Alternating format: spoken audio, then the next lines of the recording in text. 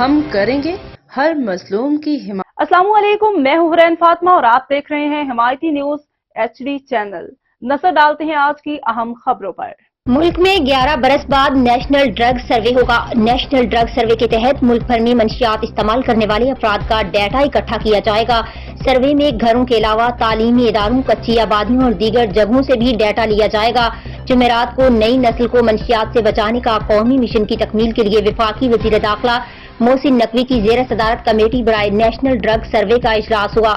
وفاقی وزیر انسداد منشیات محسن نقوی نے کہا کہ نیشنل ڈرگ سروے کو ہر صورت جامع اور مستند ہونا چاہیے۔ مستند اور جامع سروے سے ہی انسداد منشیات کے ضمن میں بھرپور اور مفصل فیصلہ سازی ممکن ہوگی۔ انسداد منشیات پر کوئی سمجھوتہ نہ ہوگا کیونکہ یہ قوم کے مستقبل کا مسئلہ ہے۔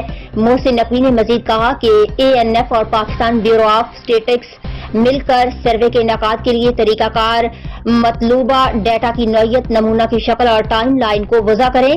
سروے کے انعقاد میں تعاون کے لیے بین الاقوامی ترقیاتی اداروں سے بھی رابطہ کیا جائے۔ یاد رہے کہ آخری نیشنل ڈرگ سروے 2013 میں ہوا تھا۔